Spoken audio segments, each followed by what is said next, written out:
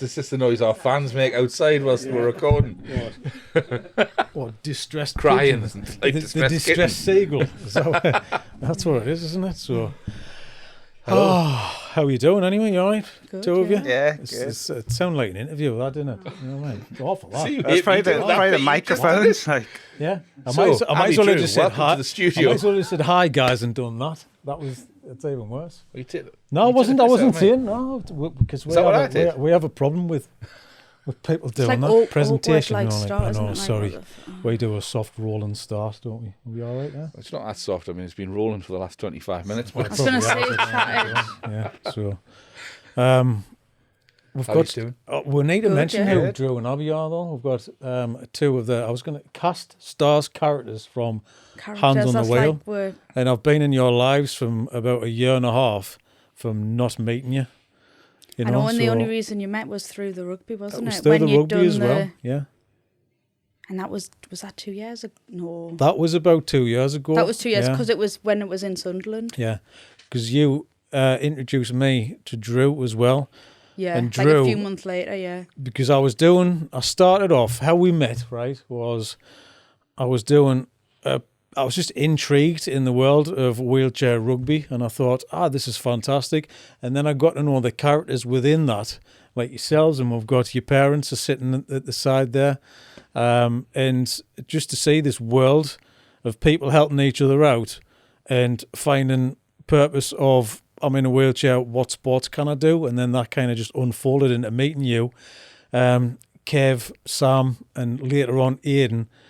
And we did a storyline together, and then you introduced me to Drew, and then Drew Yeah. said, actually, by the way, I'm going to try and break the world record pushing me in a wheelchair at the Great North Run. And then Yeah. a year and a half Just later, we had a unfolded. documentary. So It's mad much that a when you think roundabout of way. it, isn't it? Like Yeah. the amount of time and effort that you put in, just driving all these different places just to get that capture of. Took me an hour and a half to do this shoot, but it was only a snippet, and I don't think people realise how much it actually takes just to have a 2-minute little clip. Yeah. It takes a good, like we were sticking more gap for a good 3 hours, maybe 4 hours. Like Well, just I filmed so much of yourself, and even Drew, I've filmed you and Mink cooking and all this kind of stuff. I've done you training, we've lit it. Never sees the light of day, Yeah. it never goes anywhere. And it's all of that like time and effort just to kind of, because you don't know what the story's going to be, and you don't know how it's going to like evolve, and you have to follow what the strength of the story is. So that ends up being what we had in the end, which was Hands on the Wheel. But it's sort of, you can't get this across in Q&A, and I know Richie tried to do this last time. It was like, what's it like for you guys seeing this strange fella coming in going, I'm going to start filming you? Because you're like, what's he doing? Is he back again? I was All going to ask kind that of because stuff, I've you know? heard your version of the story. Yeah. And obviously we've worked together for 5 years. Yeah. But we weren't working together when he started this film. Yeah. Were either of you, were you reluctant at all? no. Not a single bit of you was reluctant to tell the story. No. Did you see it as an opportunity straight away? Yeah, but also I just thought, what's the worst thing that can happen? Like, I've always had the mindset of like, ever since I've become in a wheelchair, like when I left hospital, it's just trust the process. Things will happen, and they'll happen for a reason. Just live your life.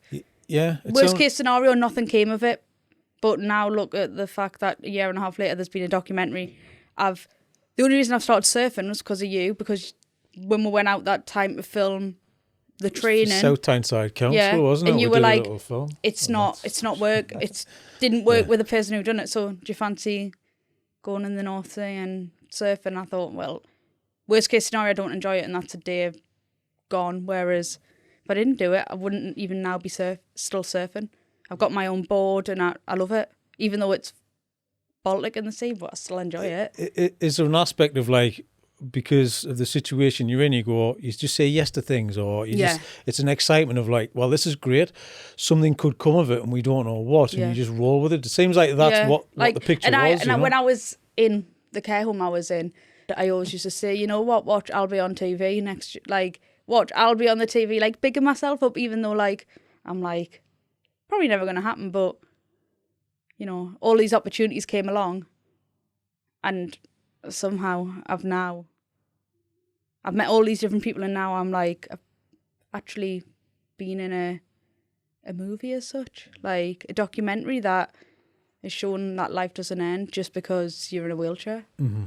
Drew, what about you? Did you feel comfortable? Because like Dan's style of filmmaking, Yeah. that he strips everything back. Like Yeah. he wants to tell the complete story. Like, how did you feel about that? Yeah, well, I think Dan was really good at kind of just making you feel relaxed, because there was things that I'd always said, oh, I'd never want to show this. I see a lot of people on social media who are kind of showing every aspect of being disabled, like, oh, this is how I go to the toilet. I've got to shove this up my backside or whatever. And Yeah. I'm like, Jesus, I'd never want to like be giving out that much info. So I was kind of a bit sort of apprehensive about certain things, but then the first shot in the documentary was me getting hoisted into bed and stuff, which I never thought I'd be willing to kind of show that, but like Dan kind of, his sort of relaxed vibe and stuff helped me just be like, yeah, no worries, I'll do it. And then I think it's quite an important thing to kind of show that the life you see when I'm at the gym or whatever in my chair when I'm ready to go isn't like, it's not that simple. Like, it takes about 2 hours to get up in the morning. So I think, yeah, I'm quite happy we put it in the end. But initially, yeah, I was a bit apprehensive about that sort of stuff. Your dad mentioned that as well. When I saw him at the premiere, he said, I'm amazed that Drew let you film that, because it's something he's kept quite private. I didn't know that. I really didn't. And I was like, actually, I never thought that. But we'd been down, I've filmed you for so long doing other things. Then for me, it was like, that's important to show. Clearly, it's important for you to see. And I was a bit kind of taken aback as to the process of you just getting up in the morning. Yeah, it's a long process. I mean, I've got 2 carers that come in, got to do loads of stretches and stuff, and then give me my meds, hoist me into a shower chair, go in the shower, do all the stuff in the bathroom. And then that takes about an hour just in itself, and then getting back out, hoisted again, like Every 2 people day. to put my clothes on. Yeah, and at first it was a real drag, but now, because I had to have an agency originally, so they'd send like people who'd never done it before. So like every day having to teach new people how to do it, and it was a drag. But now I've got my 2 carers that are there all the time that I've had for about 8 years. Like, they just know it inside out, so I can do it pretty quick. So it's gone from about 3 hours to like 1 hour 45 or something, and I just sit on my phone when I'm on the loo and get a bit of work done and stuff, like everyone else. Just a bit, yeah, maybe a bit longer on the loo than some people, but yeah, just kind of. And I'm so comfortable with them because I've been working with them for 8 years. Like, that was one of the big things about, like, initially going from being able-bodied to having to rely on carers. Like, you felt like you lost your dignity a lot. Like, you know, they're seeing every part of you, and you've got to get help to do things that you used to do yourself. So, like, initially it was hard, but because I've been working with them so long now, it's just like clockwork. Yeah. Yeah. I mean, Does it feel that way? Does it just become the norm entirely that you don't? Yeah, well, if you look back and you think you can get really down and feel like depressed, and what it sounds old, but what's the point in like thinking that, because life goes on. You can't take a back step. Drew can't go back to when he was able-bodied and do what he used to do, because you only go forward in life, don't you? And we can sit there and feel sorry for ourselves, but actually nothing can change. Drew can never walk again. I can't walk again. So it's one of those. I can't even remember what it's like now to just get up and like, oh, I'm late for work. I've got 5 minutes to jump in the shower, and that it's almost like, 'cause it's been 11 years now. It's almost like almost forgot. I mean, I'd love to be able to do that again. Yeah. Don't get me wrong, but I've almost forgot what it was like just to be able to get up in a rush and just chuck your clothes on and get out. But just got to plan things a bit more, I guess, now, and give yourself a bit more time, I suppose. You like to run late. Yeah. So you've got a reason now. You can run late for things that Tetra people time, can't. I call it. Yeah. I wouldn't know. I'm never late now. No. Got no excuse. Exactly, yeah, you got no excuse. Say, Come on. thanks, Abby. Drew, you shared a video the other day on Facebook. It was you ice skating, Oh, yeah. and it just popped up, and that was around was it about 11 years ago or I something? think it was like that, or 12? 2012, so it was a couple of years before my accident, yeah. But it's just you sharing that. I thought that's quite, obviously we've been through this before, and we've talked about this, and we talked about this at the Q&A, and it's about the acceptance of something. Yeah. But you putting something out on social media, and did you see it or not, Chris? It was just Drew. He was just like blasting across the ice. Do you know what I mean? Yeah. And then you came around, and then you fell over. Yeah. I was just wondering, right, how many people are going to put in the comments? Is that how you end up in a wheelchair? Do you know what I mean? I knew, because you know what people are like. They'll know you, and then they can have fun with it because now they know who you are. Mm-hmm. But putting something and sharing that, what does that feel like? Does like memories come flooding back, or? Yeah, I think in the first couple of years, I used to see videos of myself running or like doing stuff like that and be like, feel sadness and like a loss. Like, oh, I wish I could do that again. And look at myself then. I was like young and fit and stuff. And now look at me. But over the years, it's got the stage where I just kind of look fondly on those memories and doesn't really bring any sadness or regret. Like the only thing I mentioned it in the Q&A at the wheel, the Hands on the Wheel premiere. And I was sort of mentioning the only time I kind of got sad was when I saw a video of myself when I was just like a little kid. And I was kind of like, felt as if I'd let him down because he had all these ambitions and dreams, and then I like broke my neck. But then I feel that was years ago, but now I feel like things are going well, and I'd hopefully be making that little kid proud. So yeah, that's the only time I really felt like that. Yeah, your dad said he thought he got away with it by not being in, and his bit was right at the end. Yeah, but that was when that's when it gets you, because he's revisiting and he's talking about you as a kid, and he's talking about the family and taking you, like dedicating an adult's livelihood of taking you to running meets and all that kind of stuff. Both you and Jonathan, and then something happens. It's something you would never expect, and him as well, seeing the fact that it couldn't have happened to a worse person because you were active and fit and you can't like sit still kind of thing. Yeah. So that completely, that's hard to understand. Do you know what I mean? And I think he has a problem accepting that as well, more than you, because you've been through it. Yeah. So him on the outside looking in, it's a different perspective there, isn't it? Yeah, like the only time that I kind of cried when I was thinking about my accident, like the accident itself, I've got no like PTSD or anything about the accident. You know, it wasn't a pleasant experience, but it's not something that's like traumatic to me. But it was when I was hearing like my mum and dad saying how they heard about it, like they were just out with their friends having a nice time, and then they heard like Drew's had a devastating accident, and they were like, is he dead? And just like imagining like their night being totally ruined and their lives being turned upside down. Same for my brother. He was at Oktoberfest just having a piss up with his mates, and then next thing you know, it's like, that's a vibe killer. You know, your brother's broke his neck.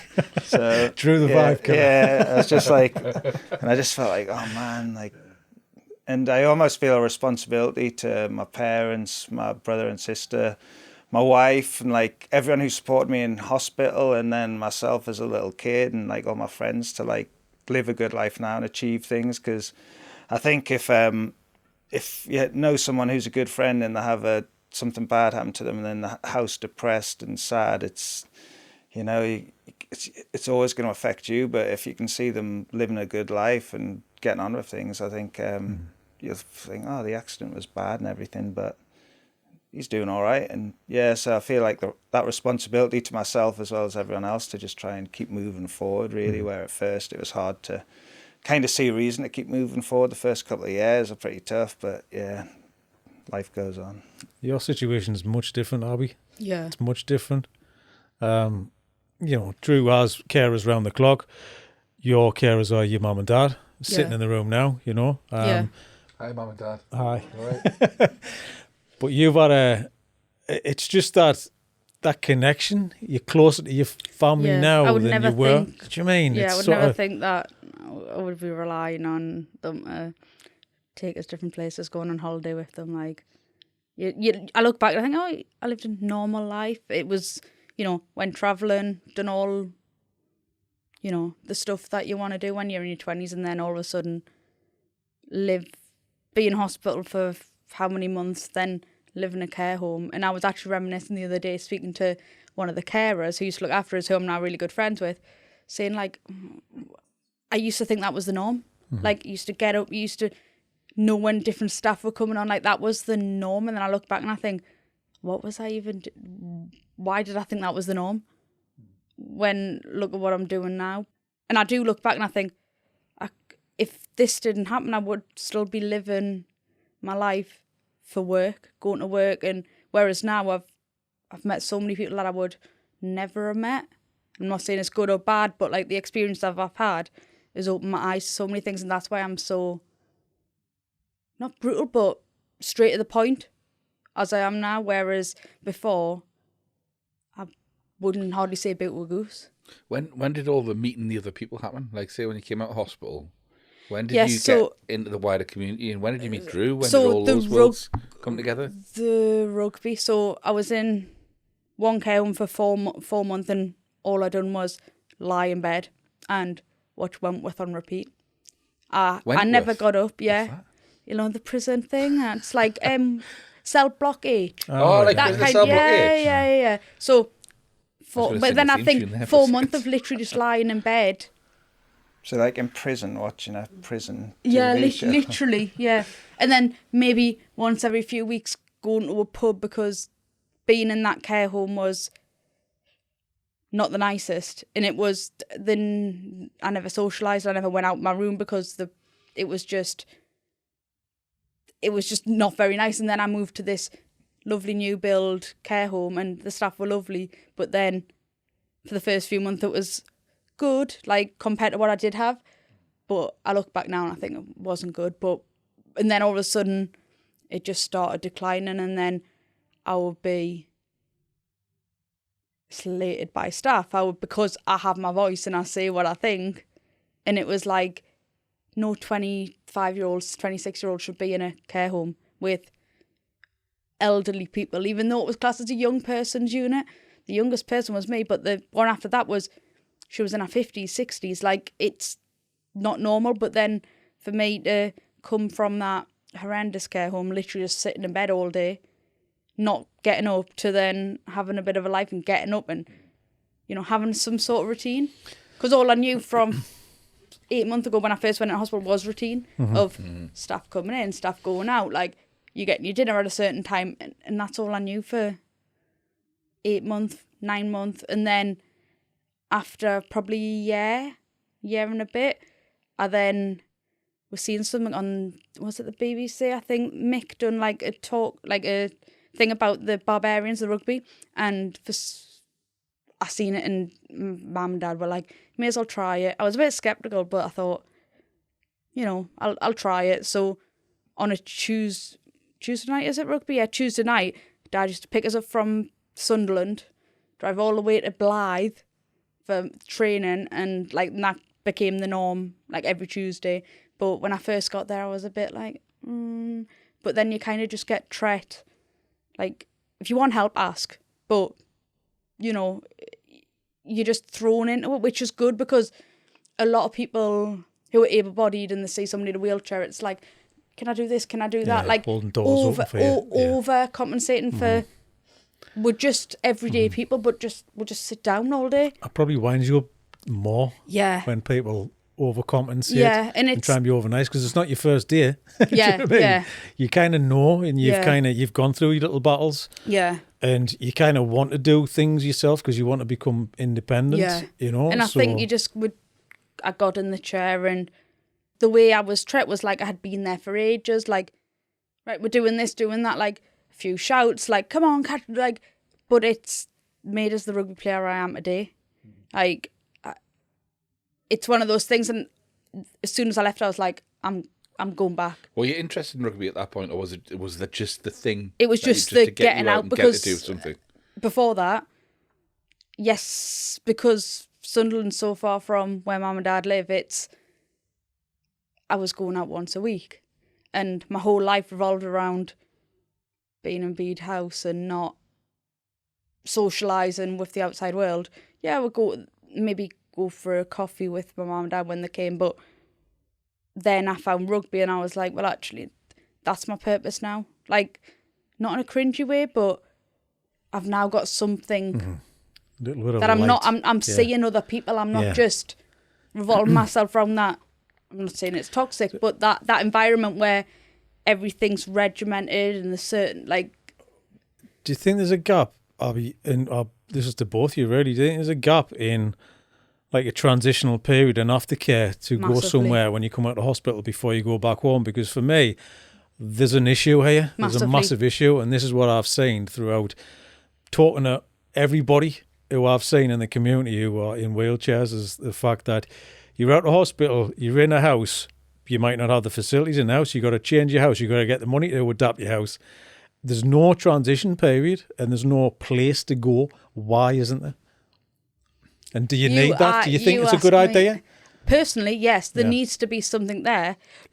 Drew, when he had his accident, he was over in America. So Drew, you got... Yeah, so like because it's so expensive, the hospital in America, I was in rehab for 3 months, cost like, well, $2 million for that, plus like the first 5 weeks in intensive care. Luckily, $2 million? Yeah, that's what they said. Luckily, I had good insurance. I had to pay like $4,000 because with my job, like when I got the job, one of the perks was like, oh, it's got this really good insurance, and I was like, can I not just get like higher wages? Because I'm not bothered about insurance. I was like a 29-year-old guy, and like England, it's not something you think about, but luckily because of that, I had good insurance, so we just had to pay like a copay. It was called like $4,000 when I left, but I don't know what you do if you don't have good insurance. You goose, don't you? No, who can afford that? Yeah, that's ridiculous. Just like crazy. Yeah. It was like the first couple of nights were like 150 grand for like my surgery and stuff like that. But because it was so expensive, they just try and get you in and out dead quick. I had like a barcode on my wrist, and like every time I did physio, I had some meds, so just like beep, beep, beep, and I was like, oh, they're just trying to keep track of it, but it's actually they're just like payments. I was the product, I guess, and they're just you were, yeah. So how much can Drew earn us? Yeah, that's kind pretty of much. Yeah, they're like, what meds do you want? And I just like told them like, all right, we'll bring you some. It wasn't like, oh, the doctor will prescribe you this and that, but it was a really amazing experience. Like in terms of like the rehab center, like the physios and everything were like so motivational and positive and stuff over there. But because of how expensive it was, they got you in and out as quickly as they could, the insurance company. So and then I see people who have done the NHS version of what I did. So it's like a year in James Cook Hospital, and people are coming out like it's almost like you're being institutionalized. You've been there for a year, and then all of a sudden you're like, all right, you're on your own now. And I think that's when it gets really, really hard, because you don't have that safety blanket, and you might have to, like we know a guy at the gym who's been sort of having to have a shower using a paddling pool and like a sort of shower head attached to the bath or something like that for a year while he's waiting for it to get adapted and stuff like that. And it's just like crazy. If you're in there for a year, the council should be able to adapt your bathroom in that time, you would have thought. And a lot of people are just coming out very negative experiences in general from being in hospital, and we just want to be the first port of call for a lot of people, like Gym Possible, like a positive place that's like trying to take the positivity of, like sometimes in America they can be a bit too over positive, but like for me, who's a dour northerner, I kind of needed that to neutralize me a bit. So I was like, I quite like this vibe when I was over there. So we're trying to like make the gym like a really positive place that you can come. It's not clinical at all. It's just like a standard gym, but the difference is like wherever you go as a disabled person, it's an adaptation for you to be in there. Like, oh, we've got to move this table so you can sit there, or we'll open this extra door so your chair can fit through, and like people sort of flapping around to adapt stuff for you. Where at the gym, like if you're able-bodied and you want to use Gym Possible, we have to make adaptations for you. Like it's so wheelchair accessible that like if an able-bodied person would have to get a seat for them, because all the machines are wheelchair accessible. So it's kind of flipping the average experience on its head in a way, and making, rather than disabled people being an afterthought, it's like that's the main thing. And so that's what we're trying to have, is that first place that people get to before the hospital sort of thing. Does Gym Possible get funded? It's a lot of grants, like we receive, but we don't get government funding or anything like that. You have to apply, really frustrating though. True. I mean, but when you're talking about normalising situations and you're talking about transitioning people, and it baffles me because disability is not a new thing. Yeah. Right. So why does it take so much? You talk about adapted housing, and why are we so slow? I mean, I know it's not a this country problem. It happens everywhere else. Why does it take Joe to have an accent to be inspired to open a gym? Yeah. That's what I mean. That bugged the life and I out think of me. that's what we always get called. Oh, you're inspiring. You're this. You're that. We're just everyday people. Like, yeah, shit situations happen, but you've got to move on from that, and then you've got to adapt because there's no other way of getting around it. But there's a massive market, whatever you want to call it, for like that next point of you come out of hospital, you go home. At the moment, people are living in one room, not even being able to shower properly, go to the because there's not the facilities there. Bear in mind they've been in hospital for a year or 6 months or whatever.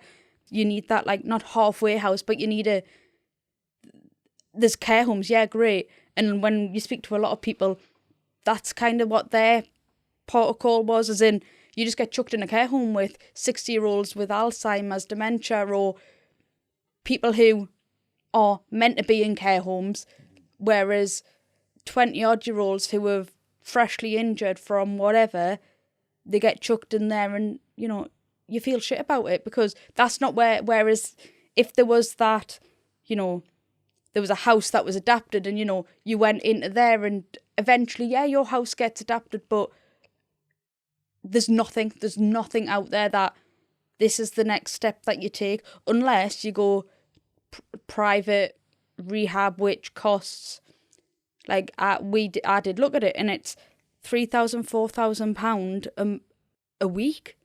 But then there's only 3 of them in the country, and being honest, when you look at it, there's not many people that actually go to it. Out of all the disabled community that I know, there's only one person that's been, and I know a lot of people that are disabled through the gym, through the rugby, through just reaching out to people. I do like to reach out to people when people are newly injured, because I think they'll probably feel shit. They'll probably feel like me when we first become injured, and it's I want them to feel like actually there is a way out of there, because when you get out of hospital again, you get them typical wheelchairs with the sides on, with the heavy, and then you think, well, what is my life? I can't even push myself from here to there, and you don't get that when you're in hospital. I was in the RVI, even physio for the NHS. I think I got physio 3 times a week, and then eventually it just drained off, and then they were like, well, we can't do anything because you can't walk.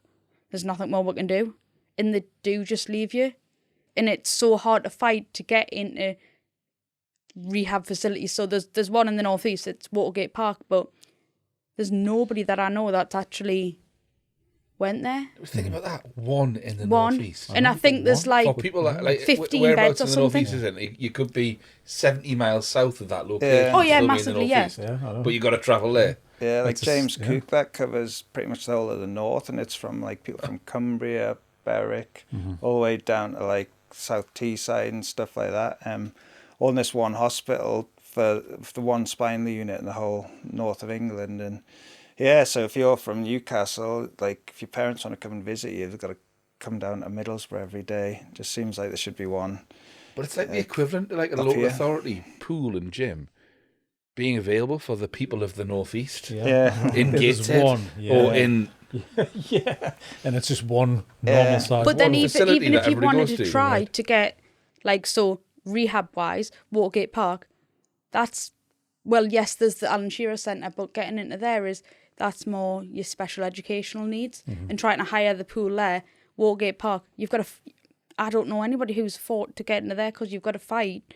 You've got to fight with consultants to say, well, this is what's wrong. If you've had a stroke, it's different. They're more likely to accept you. But for spinal injuries, there's nowhere...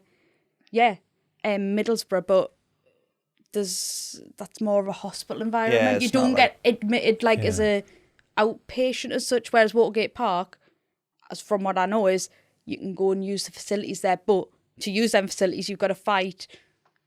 You've got to have people, consultants, professionals that are for you, and And then you think, is it really worth it? Do I just want to carry on living my life the way I am and me adapting to it? Because these professionals don't seem to want to help, because then they think it's just the minority. Whereas actually when you're in the situation, there's a hell of a lot of people that are in our situation. Well, what I saw when when you're in the gym and you met everybody in that, it's like a community, isn't it? So you've met everybody in the gym, but what the gym offers is the people that go there and the information that is under that roof as well, Drew. So it's the physios, and you've all got your own individual experiences, so you can kind of signpost people to the right places.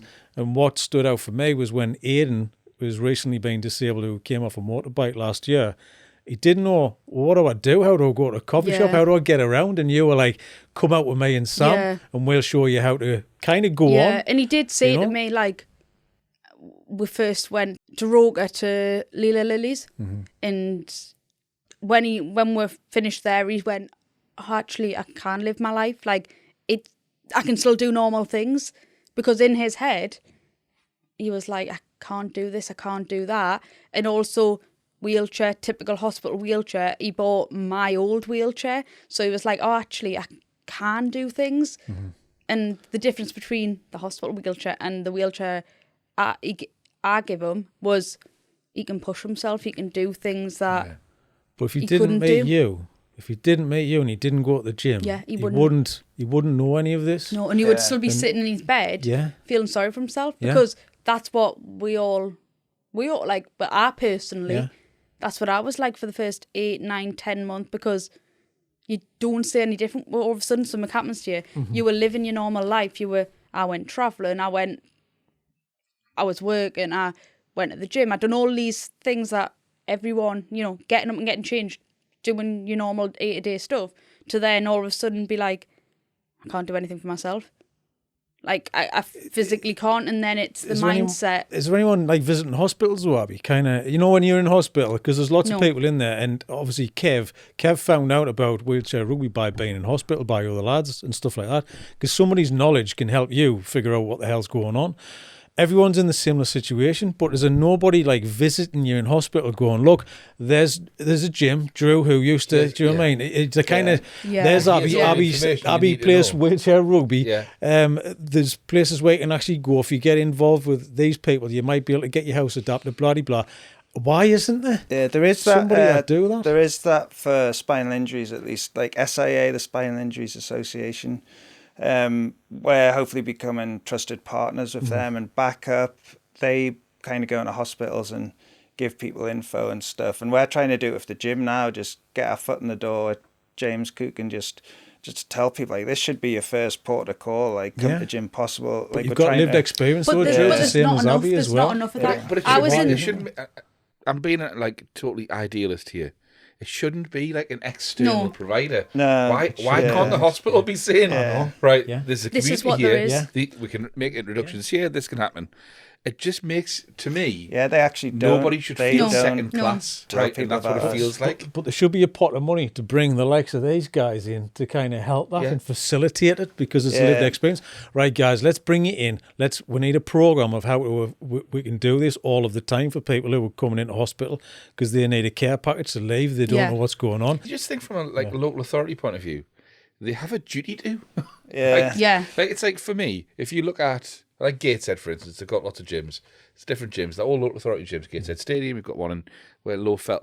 Why have they not got the equivalent to a Gym Possible running alongside a regular gym? As a facility? Because they don't know about, like, we are big, but they don't know about us. And it's like, I was in the RVI, not once anyone came round. It was on a neurological ward. Like, not one person came round and said, there's this opportunity. You literally just get left. And yes, there is like the spinal trust and stuff, but it's not an everyday thing that gets talked about. And it needs to be, because there's so many young people, even older people how many people are in hospitals? How hard is it to get a bed in a hospital?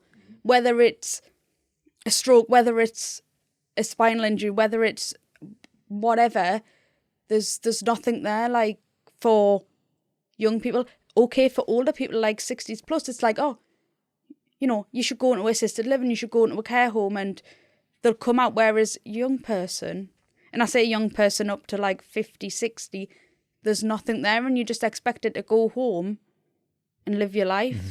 What's the solution, do you think, Drew? Is there a solution or not? Well, I always compare things, because I've obviously experienced like the care system in America, the medical system over there and over here, and that was amazing what I experienced, but it's capitalist, so if you don't have the money, you're screwed, because even when I left the hospital, I was going to facilities kind of similar to Gym Possible vibe, but it was like $100 an hour, and it's all paid for by your insurance. And I was like, I love the place, great vibe, great equipment and trainers, but I don't think that anyone should have to make the decision, like, do I have enough money to actually like better myself, sort of thing, and an essential thing like fitness and stuff. So I wanted to create that, but without the price tag. So that's why we did it as a charity. So yeah, America's great. They've got loads of great stuff, but also they've got loads of issues with, like, I get a really good care package where I have PAs and carers and stuff. My mate in America, I think he was telling me, gets like a carer for like 2.5 hours a day. And then he like flies solo a lot of the time after that. He's the same as me. He needs just as much as me. So his wife does a lot of his care for him. And like they've got weird things where if you're married, you don't get like care allowance because your wife should just take care of you and crazy stuff like that. Expectation. So, so like in some ways it's like super modern first world, and other ways like third world. So I think we are lucky in some ways, and at least with the NHS, like they will get you back to, you know, you're not having to pay 2 million just to survive sort of thing. But there's just the vibe's so different. It's very dour and negative over here. When you leave the hospital, it's almost like, right, well, get used to being in a chair, like don't bother trying to do physio, like you're not going to walk again. Like that's what I've said to some of our users who actually are walking again. And it's like, it's not everyone is going to walk and stuff like that, but they should be encouraging you to go and try and get healthy and fit, and should be recommending Gym Possible, but for whatever reason they don't. It's a non-negotiable, really. We've got to do what we're doing because it's not being done. So we just want to create like a soft landing for people when they're coming out of hospital initially. And it's the first place like you should go, really, because if you're nervous about getting out and about, you might feel self-conscious after your injury. I certainly did. So going somewhere where you know everyone's going to be in a similar situation, all the equipment's going to be accessible, is kind of a soft landing. And then from there you can maybe move on to going other places, looking for a job and stuff once you've been doing it for a while. It's kind of helping you through it at one of the hardest points in your life, and that's what you need. Yeah. Because it's not just the physical, it's the mental. I was going to say as well, like, it's confusing, isn't it? You become disabled overnight, so you're not working. You're in hospital. You come out of hospital, you can't pay your rent or you can't pay your mortgage. What happens then? Whereas at the gym, you do get left. And to be honest, when I was in hospital, they weren't very forthcoming with what you are able to get. I used to always say, never in my life would I claim benefits ever. I'll be mortified. I went to Australia, came back, couldn't get a job. I signed on. This was obviously when I was able-bodied. I was mortified. I was like, I could never do that. Got a job the next week, so I'd claim benefits, for like a week or so, but. You come out of hospital or you come out of, the circumstances you're in, and you can't put food on the table, you can't pay your bills, but you can claim benefits. But if you've worked your whole life, how do you know that's available? It's, yes, okay, they'll in hospital say, oh, there's this, but to write a form that you've got to put like your worst day, but people don't realise that, and then they get knockbacks and knockbacks and knockbacks. Before you know it, they're in debt. You come out of hospital in a shitty wheelchair, you've not got what you want. And yeah, I look back and I think, wow, like I've come far. But when that's the only thing when you're first disabled, you get used to it. But also coming to the gym, you've got not just the gym, you've got the expertise of Drew, who's been through it all, me, who's, what can you claim? What can you get? And it sounds old, but get the most of what you can get. You've been through a shit situation, so why can't you? It's not awful. It's what Yeah, it's what we're all paying for. So there is the benefits, but having the gym, it's not just, it's the socialising and like, well, actually, if you're not getting on with this wheelchair, yes, you can apply for this from the NHS. It'll take probably X amount of time, 6 months. If you've got the facilities to pay for one, this company's good. Like, there is secondhand. Actually, somebody might have one that you can loan for a bit or whatever. But again, the gym's not just, you go to work out. It's socialising and realising. Like, there's a couple who came to the gym. She had her accident at the same time as Aiden.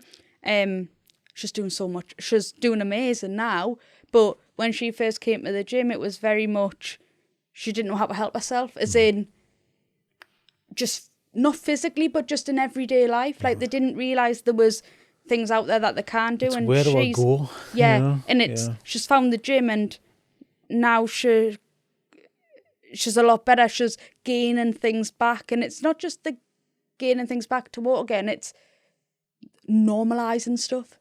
Like, you come to the gym and you feel welcome, and if there's things available for people, whether that be, I don't know, a motor-med, or whether that be loaning, I don't know, a chair or whatever, or trying a new sport, or trying something that, I'm really nervous about doing this.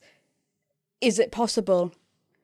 Yes or no? But most of the time it is a yes. Like, being disabled's opened my eyes to be like, well, you can't get back to your normality. It's just, you've got to adapt, like Drew says. Like, people love to go, I'll move this, I'll move that. Like, yes, that's great, but also it's normal. I think before I was disabled, you look at somebody in a wheelchair and go, they're just in a wheelchair, but you don't realise like, getting up of a morning, doing all these things. It's not just sitting, like I say, sitting all day. Yeah, it's great sitting all day, but it's not just that. There's so many more layers behind it. And being honest, I was naive to know that. I used to work at Percy Headley, which was a disabled college, like, for special educational needs. And even me having that background, I was still naive to be like, oh, well, it's not just you're sitting in a chair, it's so much more. It's you're toileting, you're even having a shower or a bath or whatever. Like, there's so many more steps to it. It's not just, I need to be up at this time, I need to be out the door at this time. You can't just do that. It's turning 20-minute tasks into 2-hour tasks, and that's what's happened. Drew, have you ever thought about, like, expanding what you do, like, at Gym Possible, to become more of a, like Matt Hampson does with his foundation? Yeah. There's probably more that you can actually offer and expand into what Gym Possible is.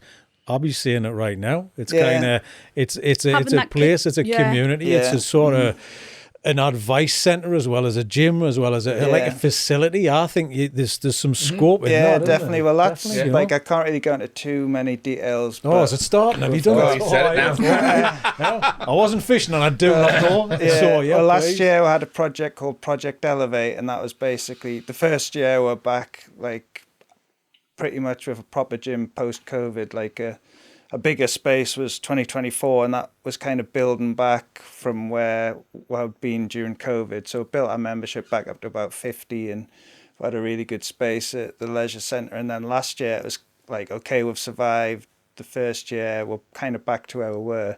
It's like, let's elevate everything. So we added quite a lot of new equipment to the gym.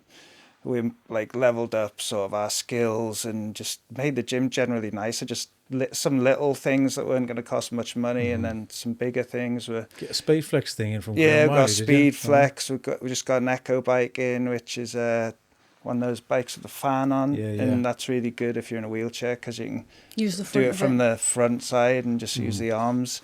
Got another skier. So got like a few other bits of equipment, and then we've just made the gym generally nicer and started improving everything. But this is our 10th anniversary year this year, so we do have a lot of things in the works that, like, looking into how can we improve what we're doing and expand what we're doing. Like, I'd really love the gym to become like a hub for obviously not just exercise, but stuff like, maybe have a counsellor, and then have people who, like we've been talking about, someone that you can meet up when you get out of the hospital who's has all the knowledge of, well, maybe you should look into claiming continuing health care for your caring and stuff like that. And this is how you sort mobility out, and you're entitled to this, entitled to that, and like a first port of call. Yeah, exactly. Yeah, just give you all the information you should have had, and then okay, you're hiring some PAs. You've never done that before, obviously. So we've got a meeting room at the gym. We can sit in with you and help you interview them, because like when I first had to hire people, I've never interviewed anyone before, and I'm just like, yeah, you've got the job. Like, and just like ended up with some pretty like rubbish ones, really. Yeah. So just to help with all that stuff, and then, you know, have a social space people can just chill in. And because as well, when I was injured, it was just like, what do I do with my days? I literally didn't have anywhere to go. You can go to the Metro Centre a few times or whatever, but like all your mates are at school or work at school. Jesus, what, 30? That sounds a bit dodgy, but like all your mates are at work. All right, Drew. Yeah, so all your mates are at work and stuff. So you're just kind of sitting around. But also, I think the gym. Sorry, Joe, that's the clip. Sorry. Yes, didn't mean to sound like a nonce, but anyway, like the thing is, though, I think you're onto something though, and there definitely is something where people just come to your facility to kind of what's next out of hospital, where you go and see Gym Possible, and they'll kind of signpost. But I think go to Gym Possible, but also I think there should be hopefully the gym. I don't know, but the facility where you've got an adapted kitchen. Yeah. You've got a cooker. You've got a worktop and you've got a kettle that actually you can, I was going to say get off your ass, but no.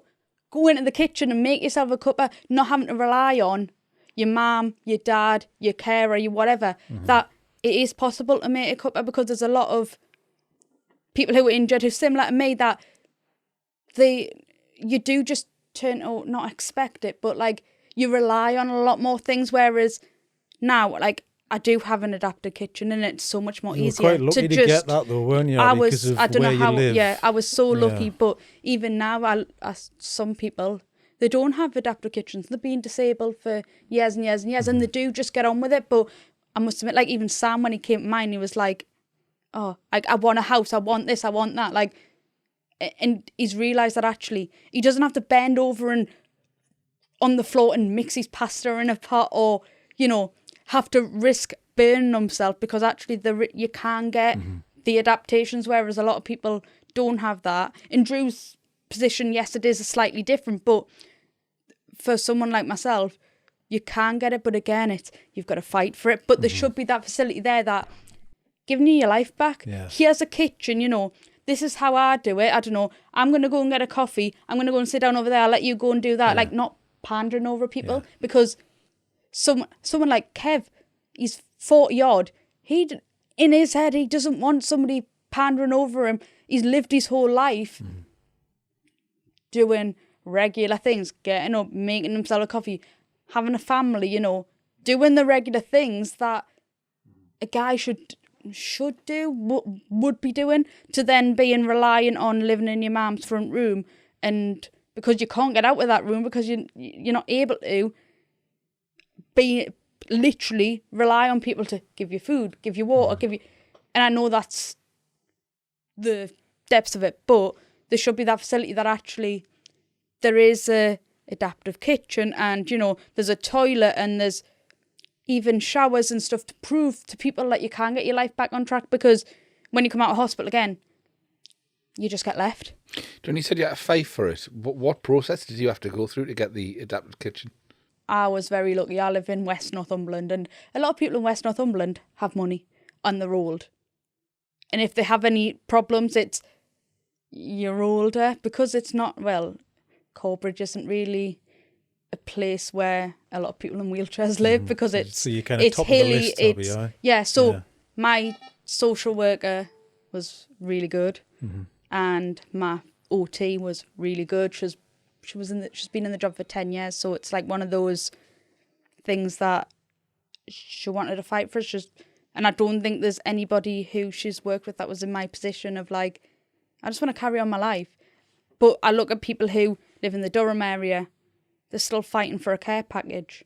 I got my care package, and then my OT was like, right, okay, you can't use your bathroom properly, so let's get that in. I was in my house, I think, 6 months, my bathroom got done. Then 8 months late, like, I was in the house 8 months. Then my kitchen got done.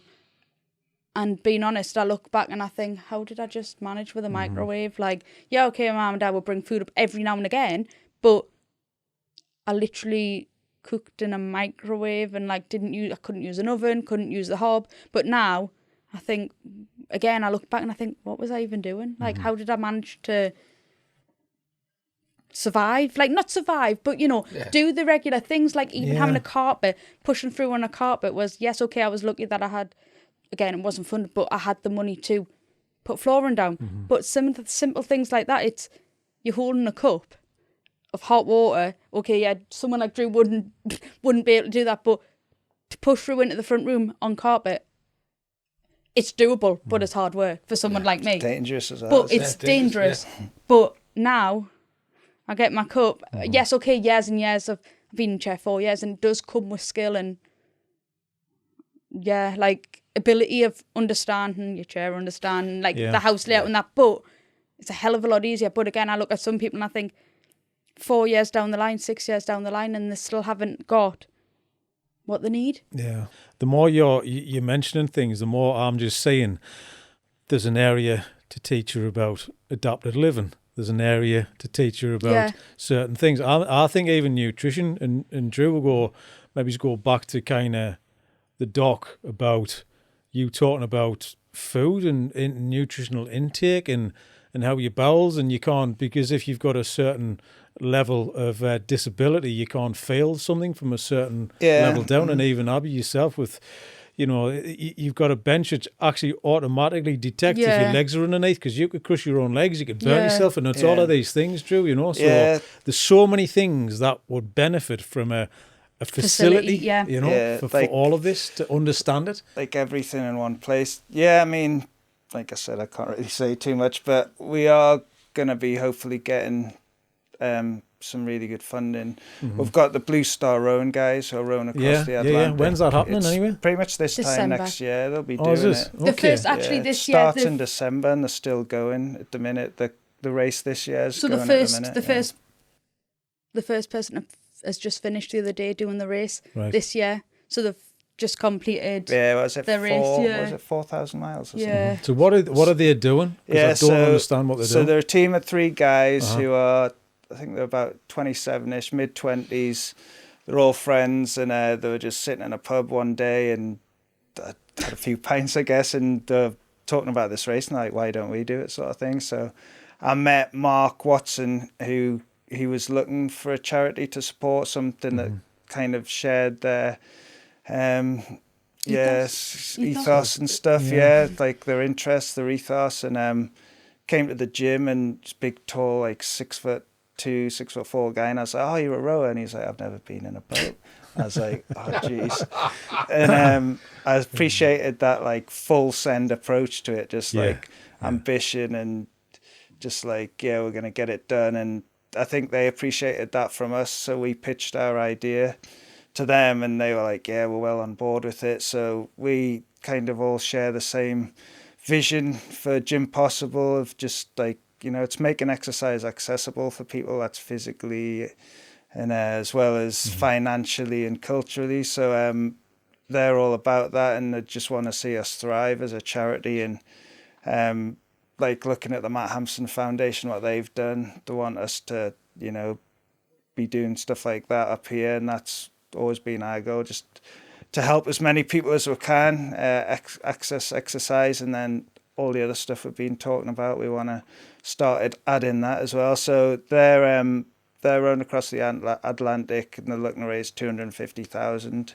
That's a lot of money. That's quite all confident for Gym Possible to see it, yeah, it's like a full send. Totally, it's they're really going for it, and they've already, like, even a year before they just when they announced it, they already raised sort of 30,000 straight away. So I think they definitely have a lot of good connections, and is that fundraiser live now as well, Drew? Yeah. So is it on their website? It's on your face to camera bit. It's your face to camera. It's on GoFundMe, and I think if you look up Blue Star Rowing on their website and their Instagram, and but it's not really going to start kicking off till sort of halfway through this year, the fundraiser, because they are starting in March. They're getting the boat out in March, because I did message them to say how the training was going. And they said it's going good, and they're getting the boat out in March because it went into storage last year. But yeah, they are starting in March. So I texted, I was like, so when am I coming on the boat then? Because they have said that, you know, we're doing it for Gym Possible, so let's surf alongside them, Abby. Yeah, well, I'm gonna go. Don't say it now, because that's a commitment if you say it out loud. Maybe not in the time. Like, I just don't like to drop things in Abby's head because it ends up happening, doesn't it? No, this is. Yeah. I say this is going to happen, boys. Yeah, it is.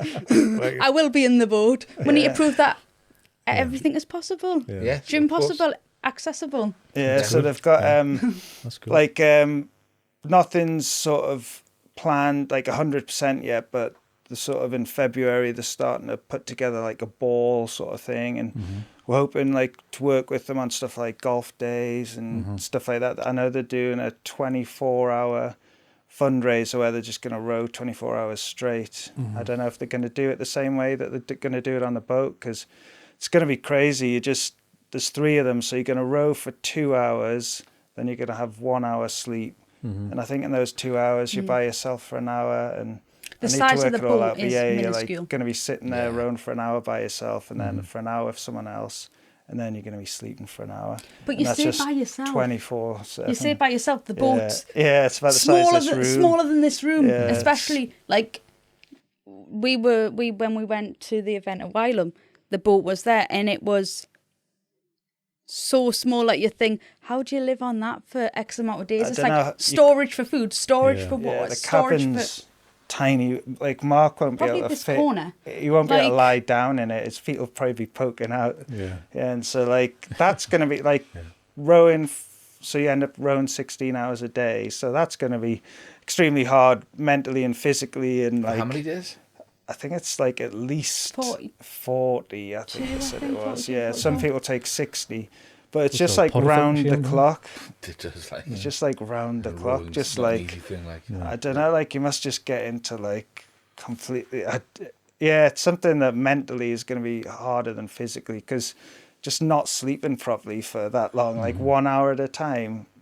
So it's a huge challenge. It's the sort of the hardest race in the world, it's called. So and then there's like the weather stuff. You're doing it in the middle of December, which is actually a better time to do it over Christmas and New Year as well. The latitude you're doing it at is quite low, because I think you start in the Canaries, and so the latitude you're at's quite low, like obviously closer to the equator, so it's not that cold. It's like actually quite warm in the day, like 30 degrees, but so it can be too hot in the day, and then at night it's cold, but then you've got all the waves. And I saw a video of the Matt Hampson guys doing it this year. They've got 2 teams doing it this year, and there's like a big whale going under the boat and stuff. So see some amazing stuff. Pigeons apparently deadly.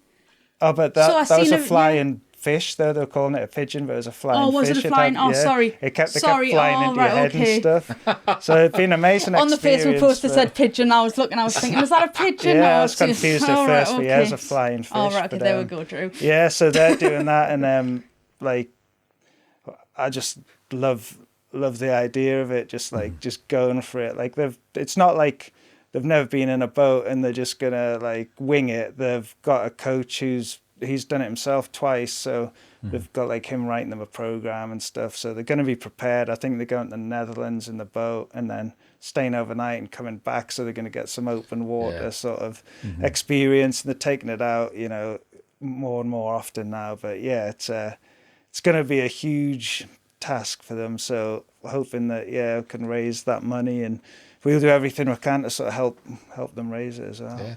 What's your plans for the rest of the year for Gym Possible and for yourself as well, Abby? Because you're a massive part of the gym as well, aren't you? Yeah. Even your parents are.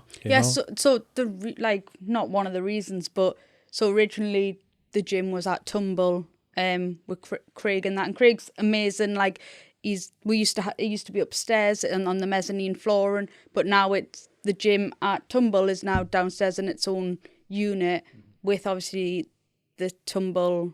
The parents use that gym as well, but obviously half of it is Gym Possible, and Craig's been amazing with her. But one of the reasons why we moved from there was because it was so small, and my mum and dad become trustees, and we found the space in Gateshead, which was very lucky. Like, I don't know how my mum came across it. It was just luck, I think, at the end of the day.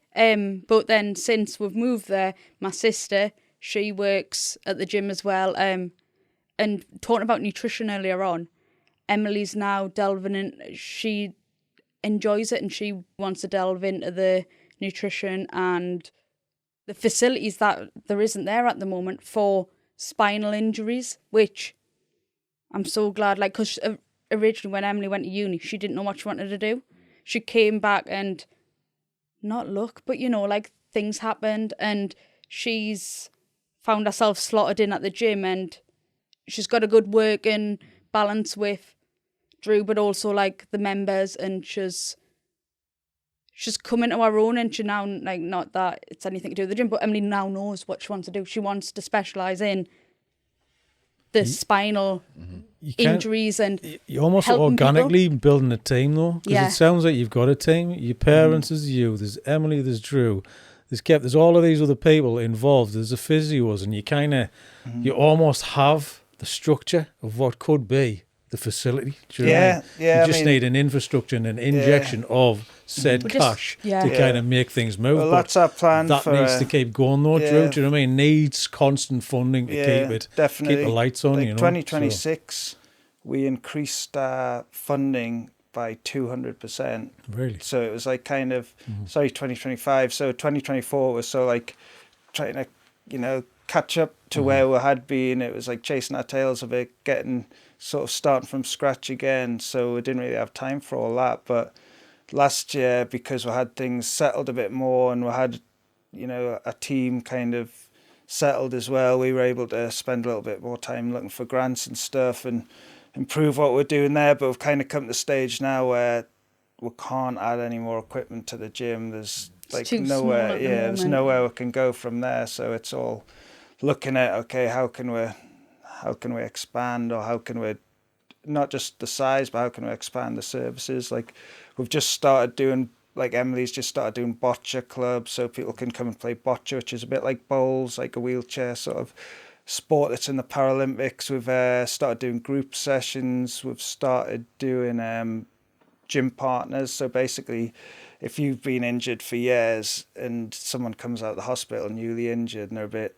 nervous about coming, or they don't know what to do at the gym, it's having someone who's a gym partner, but it's also a subtle way of getting like authentic, sort of organic peer support, rather than calling it a mentor or peer support person. It's just like you're a gym partner, you do a bit of training together, and then you'll just organically start talking about, so what sort of chair is that? All right, what do you do for this? What do you do for that? And so that's a new program we're bringing in. And then we've got the gym at Tumble, which is really good. It's a good space, but we don't really have staff there or anything at the moment. And it's not that branded up, and there's a few bits of equipment we could potentially add. So we can do a Project Elevate on that, the same as we did at Gateshead. And just continuous improvement, really. Like, I don't ever want to just rest on our laurels and say, oh, we're doing a decent job, because the aim is to help as many people as we can, and as each person want to help as much as we can in as many different ways. So definitely need to get above 100 members. I mean, we can be looking even more than that, really. There's sort of 20,000 disabled people within a 30-minute drive of the gym. So even if we got 1% of them, that's 200 people, is it? Yeah, so if anyone's got a facility that, you know, they don't want, a building that they don't want, you know where to go. The thing is, you've it's kind of there. You've got it. The business plan's already there. You just need the extra bits to kind of help it move. All we need is forward. The building. So, and we're operating on a scouting crew as well. We're punching above our weight class, I think, for the size of charity we are. If you look at a lot of bigger charities, national charities that are sort of helping people with spinal cord injuries, they're massive. You know, they're helping thousands of people, but we're helping, you know, close to 100 people in a huge way. It's like people have come and said, like, this been life-changing for me, sort of thing. It's not just like, here's a bit of information, or here's this, here's that. It's like something that can be a real, like, fundamental change to your sort of whole routine and sort of kickstart other things like, oh, well, now I've got this confidence from coming to the gym and meeting other people. Now maybe I'll look into a job, or, you know, people might start relationships down the line, stuff like that. It's just like I was saying, it's like a springboard to kind of get your life back on track. And then it's not just for people who are newly injured. You could be injured 25 years, and it's just a great place to come and work on your fitness and meet people, because at the end of the day, it is a gym, but the gym's just kind of almost like the excuse to get people there. It's like the community and all the other stuff that comes with it that's probably the most valuable. But on top of that, another thing we're looking at is ways to encourage more people to get into sport, and like people who might not think about sport. We're trying to develop something which is still a top secret project at the minute, but develop something to try and encourage more people to take part in sport, like more wheelchair users as well. So yeah, loads of ideas. Like, I'm not going to stop till we're like kicking down every door saying, look, you need to be sending people to Gym Possible. It's like, it's a great place as a starting point. Like, whether it's a stroke association, James Cook, anywhere where there's people with disabilities, we need to be booting down the doors really, and encouraging them to send people to us. So.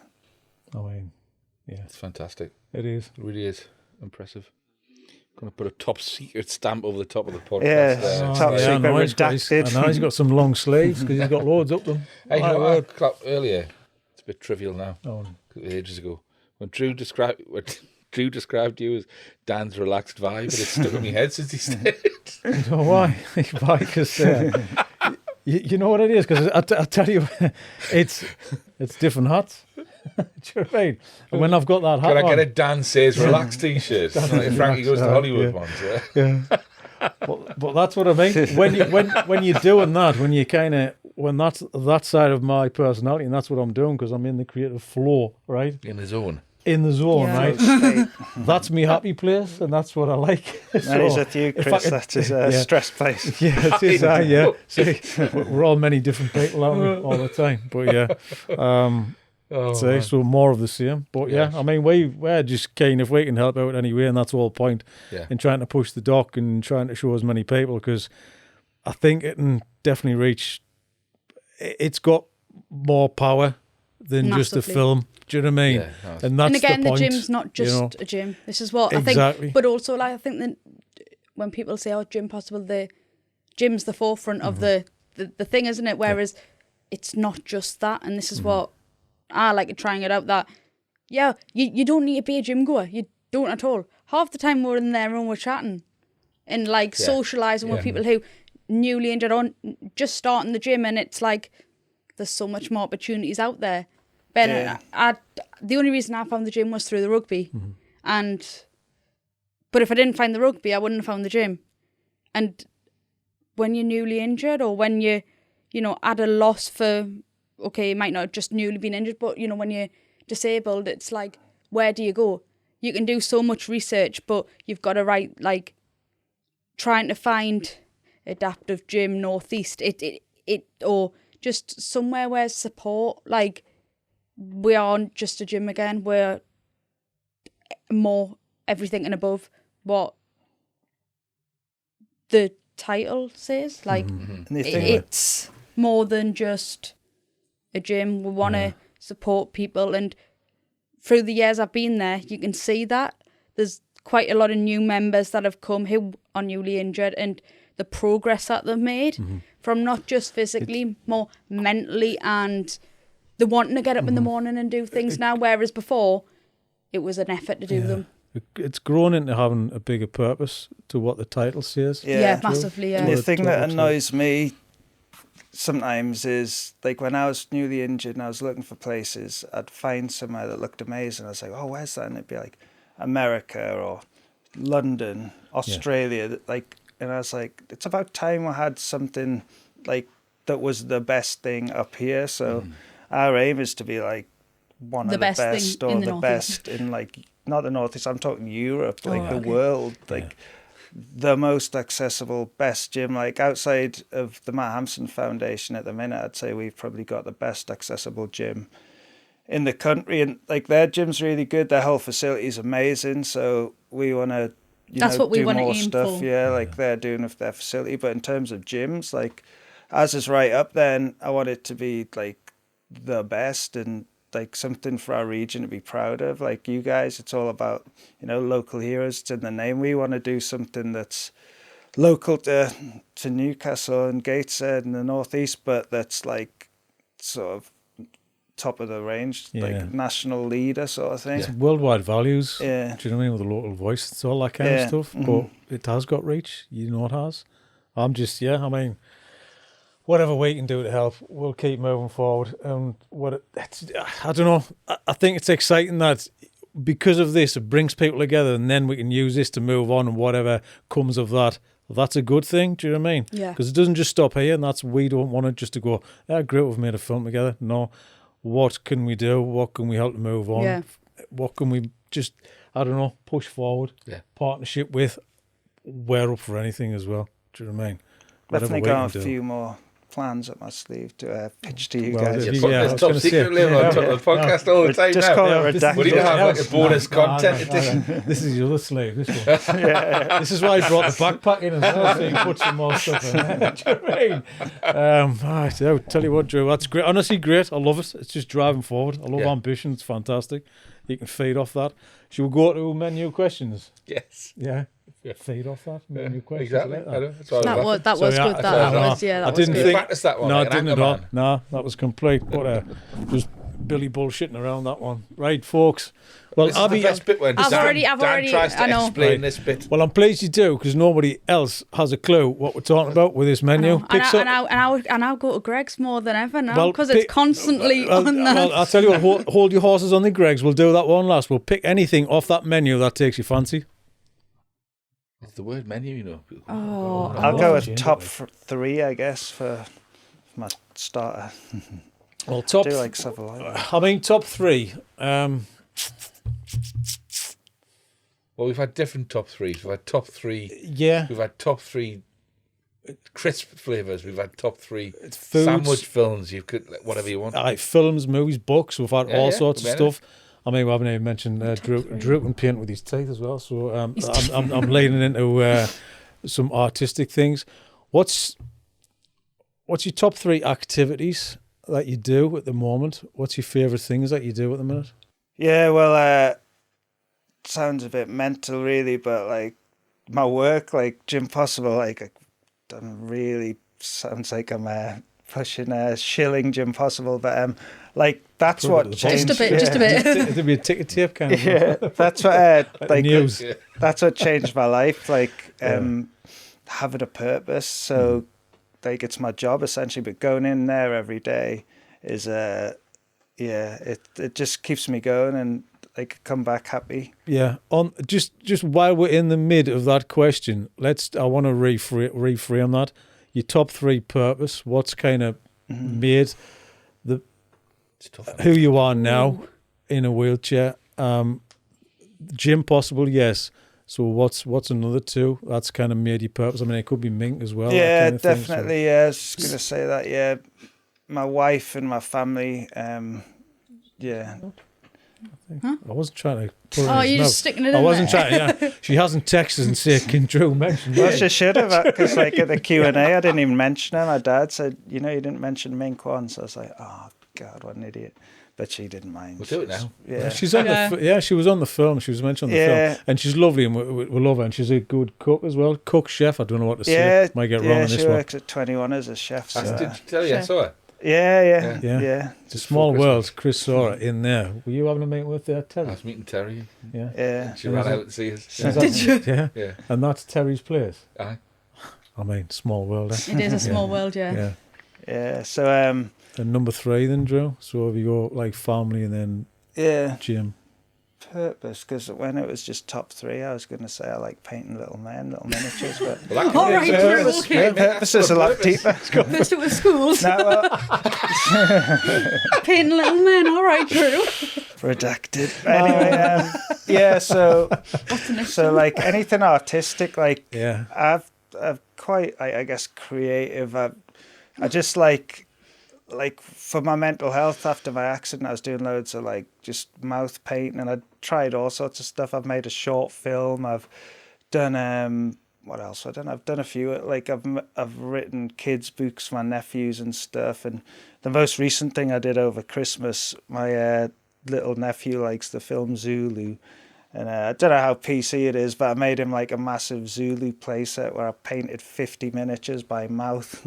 It took about an hour per miniature, and then like got loads of little 3D buildings, made Rorke's Drift with the the whole Rorke's Drift. Like I didn't want to give it away in the end, to be honest. I was like, oh, this is mint. So yeah, I'll buy you something else. Anything like artistic and creative where you use your imagination kind of keeps me going, and really enjoy that. So but also, like, it sounds stupid, but that's what we should be promoting as well. Which I'd love to host some, you do hide, not hide it, but I never the knew, gym. and It's then you not mentioned just it, the gym. It's Drew will do it. I'm not saying you are, but you could do a session. You know, once you get the space painting to classes and stuff. painting classes, showing that like actually. Bob Ross. Bob Ross. You're the new Bob Ross. It's not just. That just proves that actually we're not just a gym. Like I know we're delving into other things, but that's the thing, Abbie. I mean, until I didn't even know about it until halfway through making this film, and then Drew went, "Oh, by the way." It's like, I know by he the likes way. to keep. He like to keep. I've like quiet, never seen it ever in my life, you know. And then we saw it. It was just a phenomenal thing to witness. Is you just perfectly painting this tiny little figurine. I couldn't even do, you know. Yeah, do it with your hands. Yeah, I didn't think I'd be able to be honest. So I used to paint like just after my accident. I was never painting or anything before, but I used to do canvas pictures and stuff and. Then I was like, I'd like to paint those little models that I painted when I was a kid. And I was like, but that would be impossible. But then I tried and I was like, I could actually do it. Because I guess your head's quite stable. So you're not really moving your mouth, just kind of moving your head. So there's a few bits I can't, I can't do the eyes. Like, but, like a cat with a pencil. Yeah, it's just like a gimbal. But yeah, like when I haven't done it for a while, like I never do it in the summer. Like that's the off season, I guess. And then, then in the winter when it's cold again, that's when I start again. But like holding a brush in my mouth and then moving my neck, like the first few times, my jaw's killing, my neck's killing. Like takes a bit of getting like used to it again. But yeah, it's relaxing. Painting season. Yeah. It's because he likes the sun. He sits. If only I could paint outside, but the paint dries. So a bit of plein air mouth painting. But it just dries quickly. So Abbie, seeing as there's two of you in the room, let's go. A question from you then, both your Greg's orders. Top three, I want. You want to go top three? You want to go top three again? Yeah. So hang on, I know. Wait, top three. Just want to go. Do you know what you want to answer, Abbie? Do you know what you? No, I'm open to. Do you want us to ask the question? Because for me, ask the question. What's your top three? Top three activities at the minute, right? Easy. What? But I don't want the third one. Rugby, surfing, and right. Okay. Like I could say the gym, but like I want my racing. Oh, I could say reading. The amount of books I've read recently. Oh, really? Yeah, I never used to read. Now I'm like right into my books. What have you been reading? Frida McFadden. The hat. Brian's sister. Oh, Brian McFadden. Right, okay. I don't know. Who's Frida McFadden? Was it what kind of novels are they? Housemaid. It's like Housemaid's murder. Tales, those ones. Murder. No, not the Handmaid's Tale. Yeah, Housemaid's Tale. Housemaid's Sisters clean up. That sounds like one of those. No, it's like a murder mystery type vibe. So there's always something. Someone always dies in them, basically. Murder mystery stuff. Yeah. Do you like those things, like Knives Out and things like that? Yeah. Okay. But I never used to read until last year, and I don't know why I decided to pick up a book, but now I actually thoroughly enjoy reading. Yeah. That's a nice thing. I'm just saying, next to the window, did you wear glasses or not? You were all right? No, eyes all right, I sometimes do, but I've just... And then I guess drawn into it, whereas if you told me 5 years ago I would read a book, nah. It's like if you would say like my racing as well, that's my top 4, I would say. But I would never do the Great North Run. 3. I know that, but I would never. I mean, that's be top 12. I know, just keep on adding to that list. Well, seeing as you said this is an easy one, what would you like us to ask you on the top 3?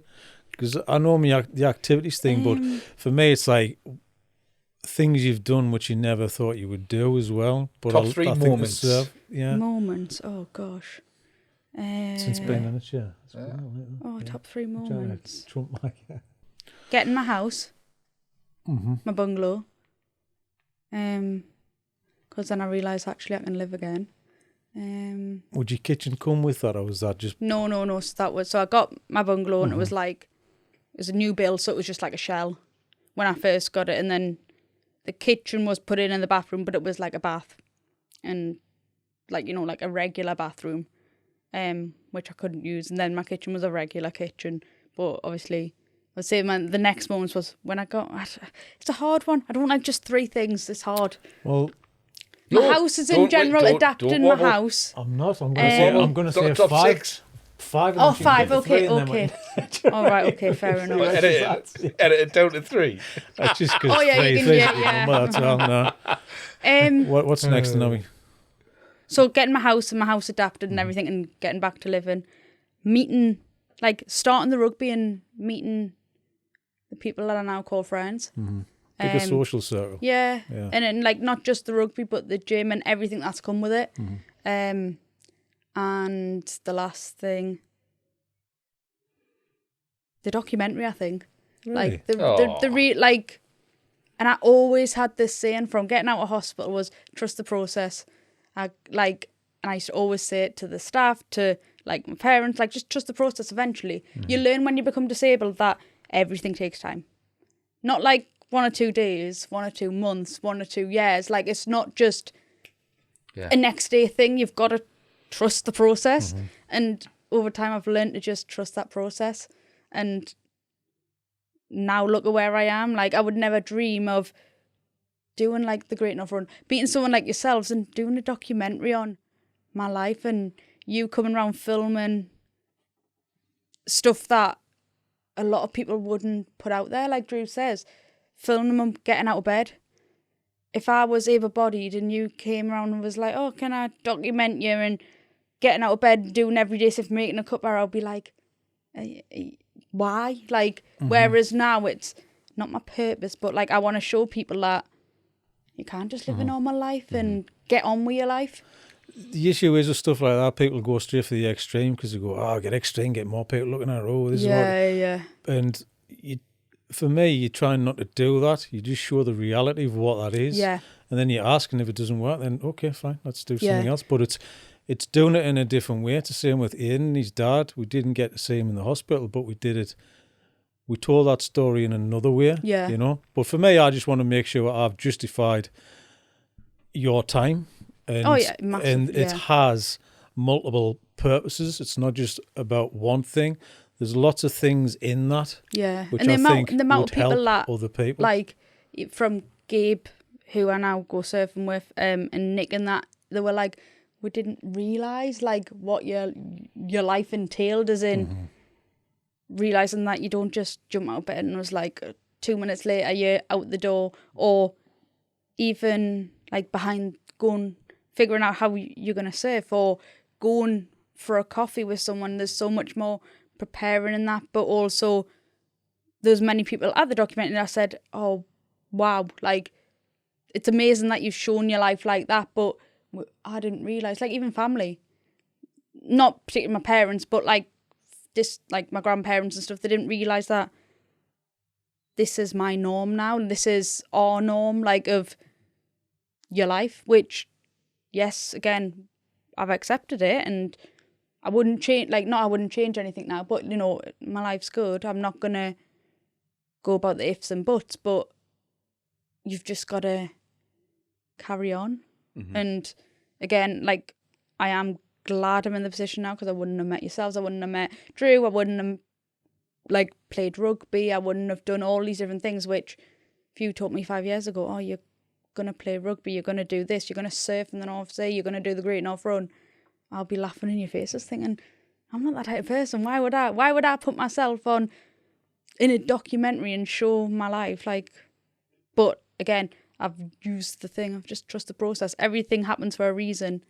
I've met people for certain reasons, and life just goes on. I'm going to bring this lovely poignant moment to a screeching halt. Got so much class. What's your Greg's order? Sausage roll and flat white. Just one sausage roll? Well, so in the car on the way here, She just pulled the cover button. The car on the way here, I said, you know what my Greg's order is going to be? 4 sausage rolls and a flat white. Well, there you go. But you're trying to be couth here, like. That looks like you're greedy. Hold on, did you sanitize? But wait there. Greg's You've order? amended our order, Mum. But you know what? You know what the thing is? Greg's order? She doesn't go. Go to Greg's. The reason why I get 4 is because I'll bring them back for Dad. I'll then bring them back for Dad. There we go. There's your Greg's order because you know Mum doesn't take it to Greg's. Is Dad a secret Greg's eater? Secretly, he loves his pastries. Secretly. Well, everyone loves a pastry. That's addictive, isn't it? Now and again's all right, though. But since the podcast come out, and I always see those reels of the Greg's orders, if I'm out and about and I think, I need a drink, I'll get a sausage roll. I'll go to Greg's. Mm-hmm. So it's working. It's getting out there. Good. Fantastic. So that camera there, Abbie, is this the best thing you've ever seen? And they should sponsor us. Greg's, you should sponsor. Being equality and disability friendly and all that jazz. Greg's Foundation are sponsoring Gym Possible for the next 2 years. Yeah. But they should also give free sausage rolls. So they could if free sausage rolls for the gym. A coffee machine as well. Can you throw us a few crumbs, Greg? That's a good one, isn't it? Yeah. Sorry. So yeah, sausage rolls. Sausage roll. You know what? Actually, I did like when the vegan ones came out. I did like them. Yeah, they are though. Right? They are quite good. a popular. Do they have to be hot, by the way? Or are you happy? Yeah. I'm happy cold. Look, like not boiling hot. But sometimes they're too hot, though, aren't they? Yeah. Tepid. Who's it we had on that tepid food? Carlos. That's right. Yeah. Tepid. You said yeah, tepid. Tepid. Not too hot, not too cold. Sometimes if they're warm, I'm like, can't eat it quickly. Like I'm like, right. But yeah. Cool down. Like, are you shouting? Cool down. Cool down. I was going to say standing outside, like keeping it cold. Yeah. It's eating like a dog. Eating like a dog. Yeah. Drew? Greg's order. Since about 1999, I've been chasing the buzz. I had a really good caramel slice at a cafe on the high street, and I've been chasing that buzz ever since. And I think the Greg's caramel slices are closest to that commercially available. So obviously a pack of 4 caramel slices. I mean, don't have to eat them all in one go. Do you mean the caramel with the shortbread at the bottom? Yeah, I think some people call them millionaire shortbreads, but if I do go, I always get a pack of them because I haven't quite reached the buzz of that caramel slice at that cafe, but they're pretty close. The best. It's like a 90s rave memory. Back in 94. And then Drew travels the world for the perfect slice. And then on the slice around the world, traveling the world. On that note, like the only other time I go to Greg's is if I'm flying out of Newcastle Airport. I get bacon sarnie with a sausage roll chaser, and I'm a big. I've always been a big cheerleader for the sausage roll chaser, and I'd even encourage Abbie to get one with a 4-pack. Just 4-pack of sausage rolls. Like beers. You should do a little sleeve, shouldn't they? Could I have a 4-pack, please? Yeah. Have you got any of those sausage rolls? Mix of sausage rolls and shortbread. Ooh. Caramel shortbread. Yeah, 4-pack of each. You've got your dessert and your main course. Yeah. And now fancy a Greg's. That's a full night out of Greg's, that now, isn't it? That is, that. See? Yeah. I mean, even if I go for fish and chips, I'd used to get like a sausage chaser as well, like just to eat on the way home, but I can't really justify it anymore, I suppose. That's a runner's appetite. That's what that is, Yeah, still good. Brilliant. Guys, excellent, guys. Thank you very much. That's been great. Thanks a lot, guys. That's part it's nice catching up as well. It's catching up. It's been a while. We never sat and talked like this before. No. So I was like, Abbie, you just go in that room. Yeah, I know. Again. Can you do that again? Just sit there, just. All right, okay. Just a little bit to the left, a little bit to the right. Are you all right with this mic stuck to your chin?